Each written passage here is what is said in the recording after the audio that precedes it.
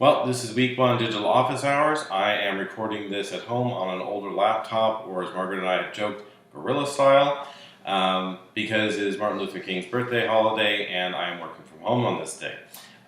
You may hear my children in the background, that they are usually a little bit quiet when I ask them to be, so hopefully you won't.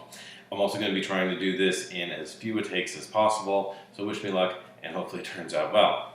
There are three main points that we want to go through on this digital office hours for today. Again, go onto the Mud Points discussion board. That's going to be the best location for you to be able to put something on that you're having some confusion on or you want some clarification on, and then I can make one of these videos or put it as a subject in one of these videos. So the first one we want to talk about is focus. So I've already talked a bit about, and the discussions have been absolutely great. It's been wonderful to see, especially on the lab page, about hazard versus exposure, whether or not a hazard is still a hazard if you're exposed to it or not. Something I want you to understand, though, is there is some concern about how confusing of a concept this might be, and there's something I think that will help clarify it to an extent.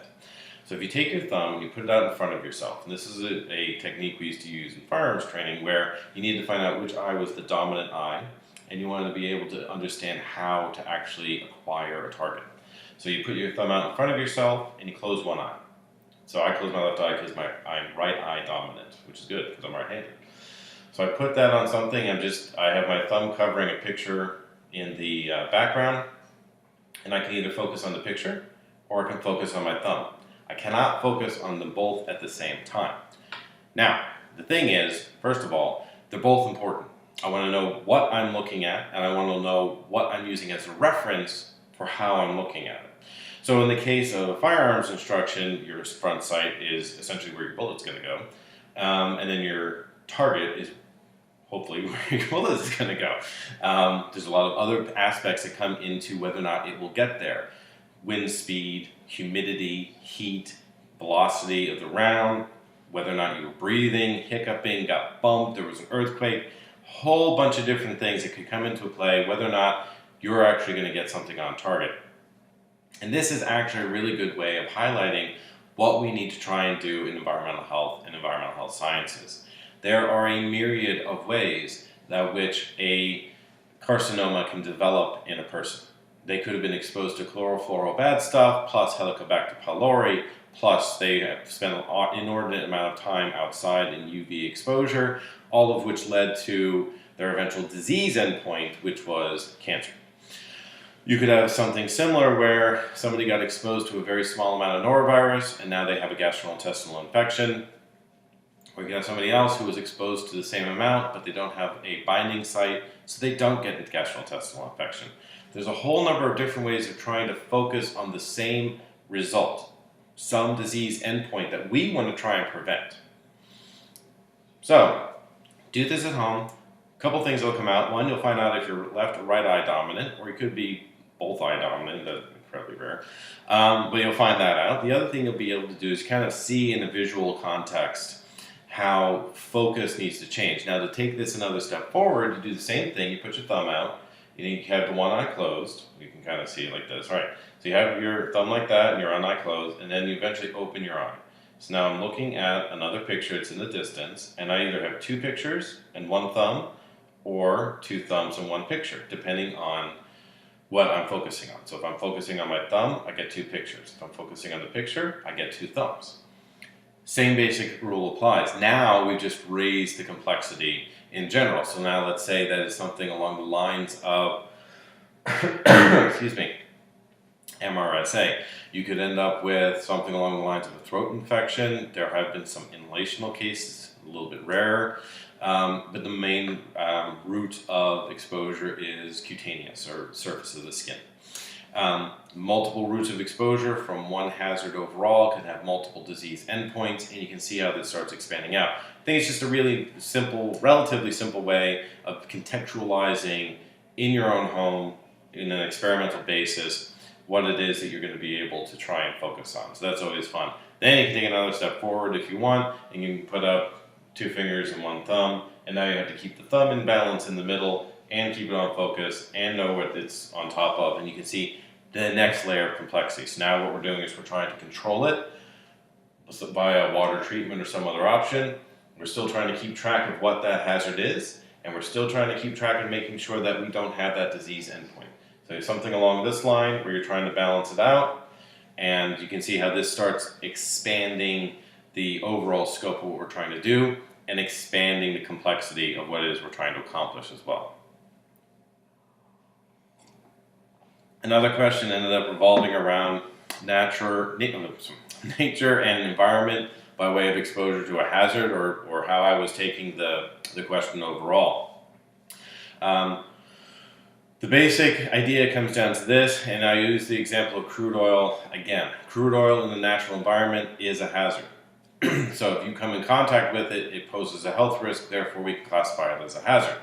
Now, it's not an environmental hazard per se because it's in the natural environment and you're not really running into it on a daily basis. Now, if you are an oil well driller, that's part of your occupational health risk. Therefore, that's part of your occupational environment. That becomes now an environmental exposure as well. When we're talking about crude oil exposure to the average person, we're talking about some type of outfall from a refinery, be it in the water body or into the air, or by way of contaminating the air from the use of the petrochemicals that are a result of the crude oil. So we can see how these two things are basically the same hazard that we're talking about. It depends on whether or not it is in a common environment that we're going to be exposed to, or in its natural setting, in which case it inherently limits the exposure that you're going to have based on whether or not your work environment or recreational environment crosses paths with that hazard in its natural environment. If you need any more explanation on that, please let me know and I'll go through it. And then the last one I want to talk about is environmental burden of disease versus the overall burden of disease. Best way to think about this is we have the burden of disease in general. So we have a big overall burden of disease, and then there's a component of it that is the environmental burden of disease. So we have the environmental burden of disease that crosses over into the burden of disease overall. It is a part of it. Not all diseases require an environmental input. Not all deleterious health effects that haven't even progressed to a disease standpoint endpoint require an environmental input. If you think of something along the lines of sickle cell anemia, that is a burden upon the welfare of the individuals that have it, and therefore it ends up becoming a portion of a burden of disease if you encapsulate that into the overall burden of disease. However, there is not an environmental cause for that. It's a hereditary condition. I mentioned in the Bud Points discussion, if you want to noodle on it a little bit, think about thousands or hundreds of years ago when that genetic predisposition occurred. Was there an environmental cause? And you could probably drive yourself crazy trying to think of things like that. Kind of like if you try and expand the concept of Back to the Future into something realistic, weird things start happening in the physical world.